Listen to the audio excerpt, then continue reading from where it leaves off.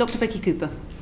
Thank you, Chair, and I will be quick because I realise we are running out of time. So I suppose following on a bit actually from Ben's highlighting the different conversations you have across the different departments, I just wanted to move us specifically to finish to talk about culture.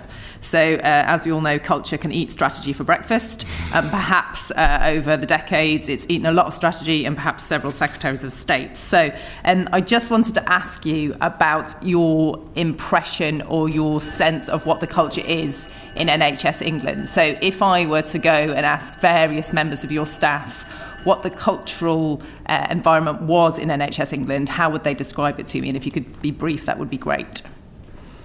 So I've mentioned earlier that we've just completed a big, massive reorganisation, 5 organisations into one. Part of the commitment that we made to colleagues within the organisation as part of that is we would then do a proper OD cultural exercise with colleagues. We've begun that very seriously. So we've got staff survey results most recently saying that overall it's not uniformly the case, but almost in all areas things have improved since the last staff survey, so we take some encouragement from that, but it also shows we've got a very long way to go.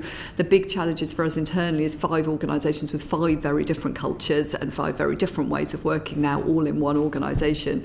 I think it's the biggest public sector reorganisation that's happened, certainly last year. I think probably our chair was saying, I think it's one of the biggest that's happened, sort of full stop, not just public sector. So we shouldn't underestimate, and we're not, the amount of work that we've got to do within our own organisation now, not just to align processes and ways of working, but absolutely to align cultures and create a new culture for a new organisation aligned with this government's priorities and with the 10-year plan. Lovely. So you'll forgive me, Amanda, because I have been in the healthcare sector for quite a while now, and I've heard this said a lot every time we come to change, which happens quite a lot. So if I said to you, is NHS England dynamic? Is it flexible? Is it able to change? Does it have a good relationship with the Department of Health and Social Care? Would you recognise any of these things as true? Yeah, different answers to different bits of that. So I think we have an increasingly very good working relationship with the Department of Health. I think that feels really positive, and that is something that we're extremely keen to build on. Parts of our organisation are incredibly dynamic, and in fact, which part specifically would you say are dynamic? So I think we've got some. I mean, we've talked a lot about what's going on in the Transformation Directorate today, with some of the work that they're doing on AI, on the pilots of things like ambient technology, etc., etc. We've got a great team on things like life sciences that are also doing some really interesting work on innovation. I mean, it's a bit invidious to pick out specific examples. It is, and I suppose that is invidious. So the underlying cultural dynamic of NHS England, you would say, is positive overall and is progressive and is able to respond to the very substantive issues that my colleagues have highlighted in this session. What I honestly think is we've got some incredibly committed and able colleagues in NHS England who have been through a huge change programme, some of whom now are still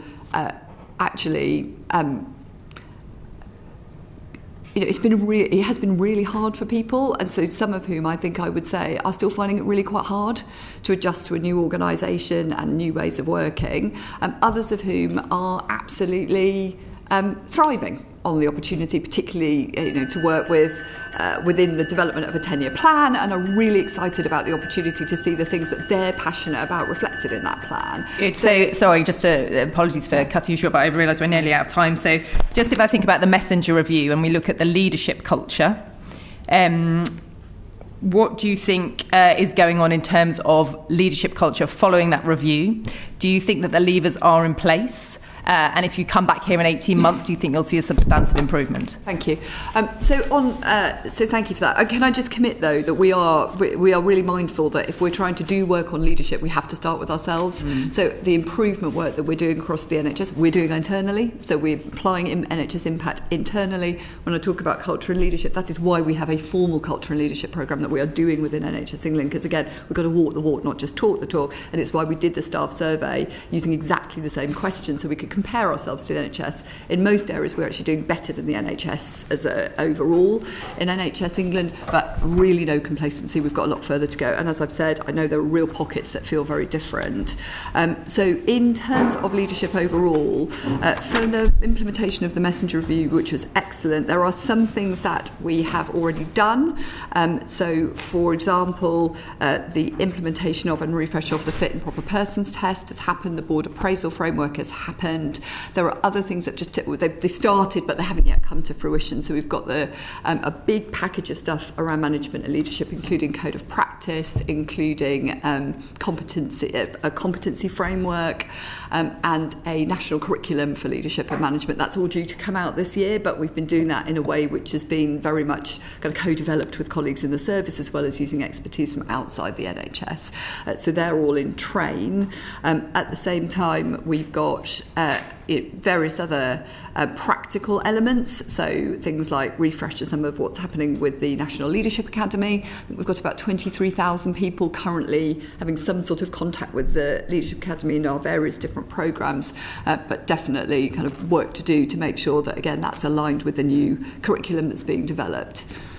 Thank you. And just as a reflection on that, I think my overwhelming feeling is that every time this sort of conversation comes up, it's always the start of something. So I would very much appreciate to hear in 3 years' time, not necessarily we're going to start something or we're going to refresh something, or we appreciate we've done terrible things and now we're going to do things differently, but just a real embedded culture of this is what we've done and this is what's actually been achieved. And I think that's probably a really key part for a cultural shift. Yeah, great. Well, can I suggest we do it in a year, not 3?